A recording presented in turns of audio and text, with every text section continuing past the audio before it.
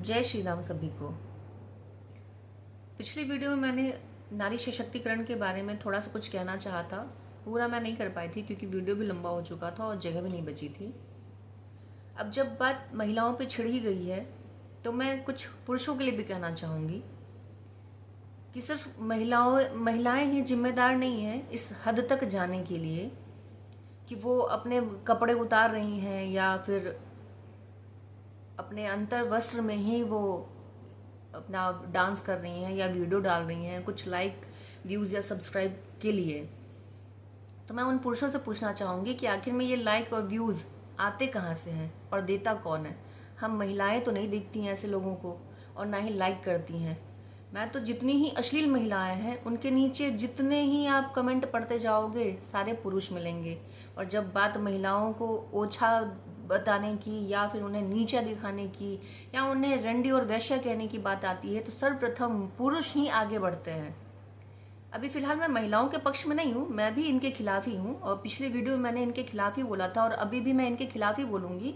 और इनको नारी सशक्तिकरण होता क्या है और कहते किसे हैं मैं वो आगे आपको बताऊंगी। फिलहाल मैं पुरुषों पे ही अभी रहूंगी और मैं पुरुषों से जवाब भी चाहूंगी कि आखिर में ये जो देश में इतनी अभद्रता शुरू हो चुकी है, महिलाएं जो है वैश्यावृत्ति पे उतर चुकी हैं, इसका कारण कौन है। मुख्य रूप से कारण कहीं ना कहीं सिर्फ और सिर्फ आप ही हो और आपको समझना पड़ेगा। आप समझते कब हो?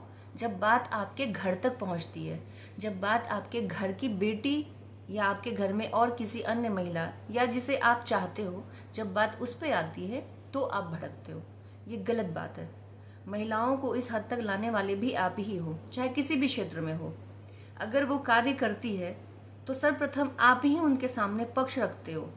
यदि तुम्हें ऊंचा पोस्ट चाहिए, तुम्हें अच्छा इनकम सोर्स चाहिए, और ये खासकर टारगेट वो महिलाएं या वो बच्चियां होती हैं जो अपने कहीं ना कहीं किसी न किसी कारणवश कमजोर हैं।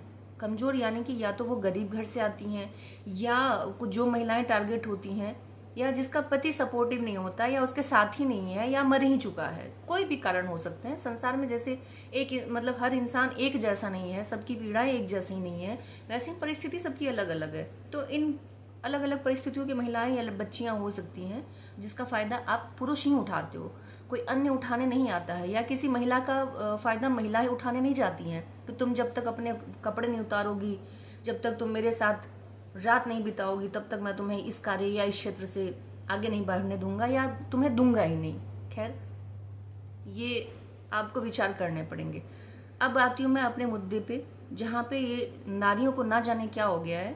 मैं इनको भी कहना चाहूंगी कि जिस दिन आपने ठान लिया उस दिन किसी की भी हिम्मत नहीं है कि वो आपके सामने पक्ष रखे या आपको धमकी दे कि अगर हाँ। अब रही बात कि कुछ महिलाएं, मैं नहीं कहती कि सारे पुरुष ही गलत हैं, कहीं पे महिलाएं भी गलत हैं कि जहाँ पे यदि जो उनके मन मुताबिक कार्य नहीं होता है तो वो सीधे सीधे पुरुषों पे इल्जाम लगा देती हैं कि इन्होंने ये किया वो किया, मेरे साथ ऐसा गंदा हरकत करने की कोशिश की, या जो भी होता है। जैसा कि हम अक्सर फिल्मों में देखते हैं और ऐसा रियलिटी में भी होता है। फिल्म में स्क्रिप्ट लिखने वाले कोई अलग से नहीं आता, उसका बुद्धि अलग से नहीं बनता, वो हमारे जो आसपास हो रहे होते हैं उसी को वो दिखाता है। चलिए अब हम मेन मुद्दे पे आते हैं।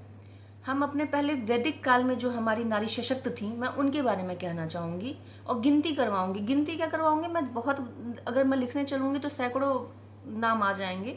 मैं चुनिंदा नाम वैदिक काल के भी और कुछ चुनिंदा नाम जिनको आप लोग भी भली भांति, वैदिक काल के लोगों को भी आप लोग नहीं जानते, लेकिन आजकल की जो महिलाएं थीं उनको तो आप जानते ही होंगे। जब मैं नाम लूंगी तो आपको पता चलेगा। हम पहले वैदिक काल में जाते हैं। उस काल की महिलाएं कितनी सशक्त और कितनी ज्ञानी हुआ करती थीं। उनमें से कुछ नाम तो है हमारी गार्गी, मैत्री, लोपामुद्रा, विश्वारा, अपाला, घोषा और इंद्राणी इत्यादि इत्यादि बहुत सारे नाम हैं। ये महिलाएं केवल ज्ञान और विद्वता के लिए ही नहीं जानी जाती थी, बल्कि वेदों और अन्य धार्मिक ग्रंथों में इनका सबसे बड़ा योगदान रहा है उस समय में, वैदिक काल के समय में। इनमें से हमारी गार्गी, मैत्री, लोपामुद्रा और भी अन्य जो हैं वो छोटी मोटी कार्य पे नहीं थी, वो केवल शिक्षा या ज्ञान ही, वो कुलपति थी। आज की महिलाएं कितनी हैं जो कुलपति हैं? मैं महिलाओं से पूछना चाहूंगी कि आजकल के बच्चियां कितना क्या पढ़ती हैं जो कुलपति बन जाए।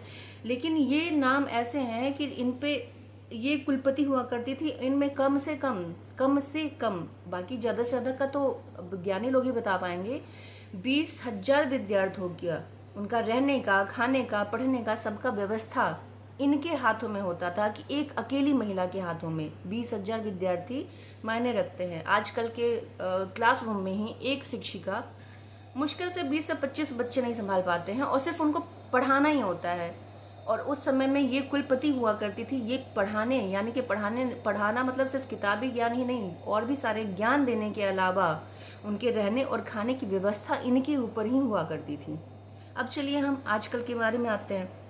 उसमें से कुछ तो हमारी क्रांतिकारी महिलाएं रह चुकी हैं, जिनमें रानी लक्ष्मीबाई, सरोजनी नायडू, कस्तूरबा गांधी, बेगम हजरत महल, इनको आप लोग जानते ही होंगे।